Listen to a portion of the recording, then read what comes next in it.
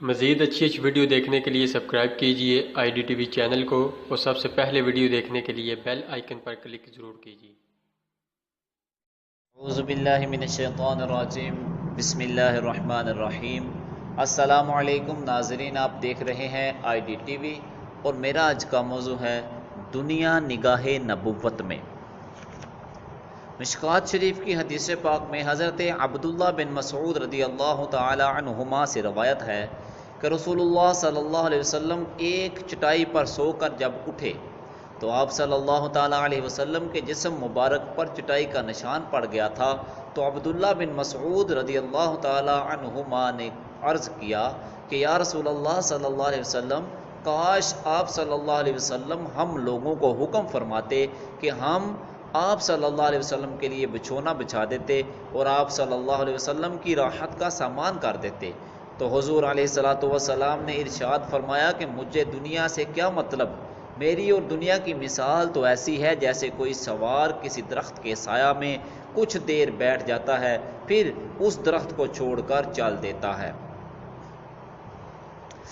اس حدیث پاک کو امام احمد اور ترمذی اور امام ابن ماجہ نے بھی اپنی اپنی کتابوں میں ذکر کیا ہے۔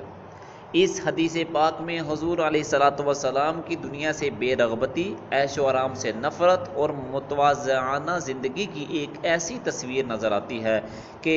اس کے تصور ہی سے ہم دنیا داروں کے قلب پر چوٹ لگتی ہے کہ اللہ دنیا دونوں عالم کے سردار، محبوب پروردگار حضور احمد مختار صلی اللہ تعالی علیہ وسلم ایک کھردری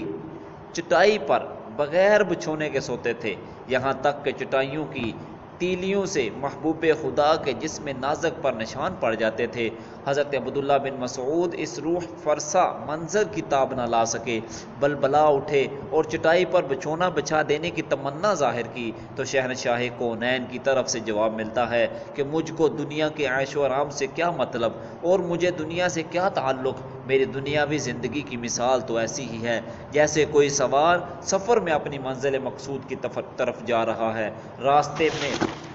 کوئی سایہ دار درخت مل گیا تو وہ تھوڑی دیر اس درخت کے سایہ میں بیٹھ گیا، پھر اس درخت کو چھوڑ کر چل دیا۔ یہی مثال دنیا کی ہے کہ ہم سب عالم آخرت کے مسافر ہیں اور زمانے کے تیز گھوڑے پر سوار ہیں۔ عالم آخرت کو جاتے ہوئے یہ عالم دنیا ایک سایہ دار درخت کی طرح راستے میں مل گئی ہے، اس کے سائے میں چند دن بیٹھ کر پھر اس کو چھوڑ کر اپنی منزل مقصود یعنی عالم آخرت کی طرف روانہ ہو جانا ہے۔ تو جس طرح سایہ دار درخت کے سایہ میں بیٹھنے والا مسافر نہ وہاں پلنگ بچھاتا ہے، نہ بچھونا بچھاتا ہے، نہ مکان بناتا ہے، نہ کوئی عیش و آرام کا سامان کرتا ہے، اسی طرح میں بھی اس دنیا میں بجز بقدر ضرورت سامان کے عیش و آرام کا کوئی ساز و سامان پسند نہیں کرتا۔ حضور صلی اللہ تعالی علیہ وسلم کو امیرانہ زندگی بالکل ہی پسند نہ تھی، بار بار فرمایا کرتے تھے کہ میں کوئی بادشاہ نہیں ہوں کہ میں بادشاہوں کی طرح زندگی بسر کروں، میں تو خدا کا رسول اور خدا کا بندہ ہوں، میں ایک بندے کی طرح کھاتا ہوں، ایک بندے کی طرح اٹھتا بیٹھتا ہوں، ایک بندے کی طرح زندگی بسر کرتا ہوں۔ آپ صلی اللہ علیہ وسلم کو مسکینوں کی زندگی سے بے حد محبت تھی، چنانچہ حضرت انس رضی اللہ تعالی عنہ کا بیان ہے کہ آپ صلی اللہ علیہ وسلم اس طرح دعا مانگا کرتے تھے، یا اللہ تو مجھ کو ایک مسکین کی زندگی عنایت فرما اور ایک مسکین کی موت عطا فرما اور مسکینوں کی جماعت میں میرا حشر فرما۔ یہ دعا سن کر امیر المؤمنین ام المؤمنین حضرت بی بی عائشہ رضی اللہ تعالی عنہا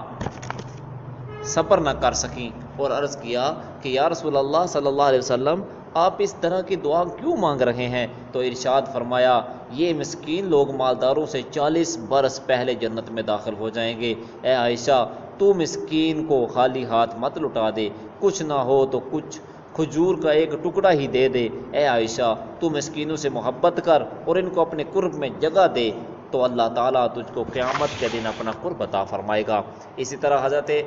عبداللہ بن عمر رضی اللہ تعالیٰ عنہ کہتے ہیں کہ ایک دن حضور صلی اللہ علیہ وسلم نے جذبہ محبت میں میرے کندھے پر ہاتھ رکھ کر فرمایا کہ تم دنیا میں ایک پردیسی کی طرح رہو اور اپنی ذات کو قبر والوں میں سے شمار کرو۔ مطلب یہ ہے کہ پردیسی آدمی یا راستہ چلنے والا مسافر جس طرح بہت ٹھاٹ باٹ اور ساز و سامان سے گراں بار نہیں ہوتا اور پردیس یا راستہ سے کوئی زیادہ دلچسپی اور لگاؤ نہیں رکھتا، اسی طرح تم بھی دنیا کے ساز و سامان سے زیادہ تعلق اور قلبی لگاؤ مت رکھو۔ واضح رہے کہ جن خاص صحابہ کو حضور صلی اللہ علیہ وسلم نے مسکینوں کی زندگی بسر کرنے کا حکم دیا، یہ کوئی وجوبی حکم نہیں تھا بلکہ یہ استحبابی حکم تھا۔ یہ حضور صلی اللہ علیہ وسلم کا کمال کرم ہے کہ خود تو مسکینوں کی زندگی گزاری مگر اپنی امت کو ہر قسم کی حلال راحتوں اور جائز ساز و سامان رکھنے کی اجازت عطا فرمائی، اور اس بارے میں اپنی امت کو قرآن کا یہ فرمان بار بار سنایا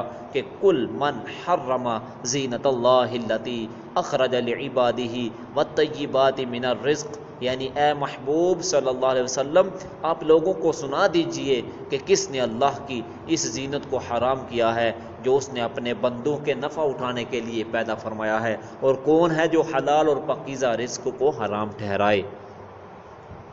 بہرحال ہر قسم کے آرام و راحت کے سامانوں کو بشرطے کہ وہ حلال اور جائز ہوں، حضور صلی اللہ علیہ وسلم نے اپنی امت کو اس کے استعمال کرنے اور اس سے نفع اٹھانے کی اجازت دی ہے۔ لہٰذا ایک مسلمان کے لیے ہر قسم کا سامان راحت رکھنا اور برتاؤ جائز ہے، بس شرط یہی ہے کہ وہ حلال اور جائز ہو۔ اللہ رب العزت جل جلالہ ہمیں نبی پاک صاحب الاولاق صلی اللہ علیہ وسلم کی سچی پکی محبت عطا فرمائے۔ وآخر دعوانا الحمدللہ رب العالمین۔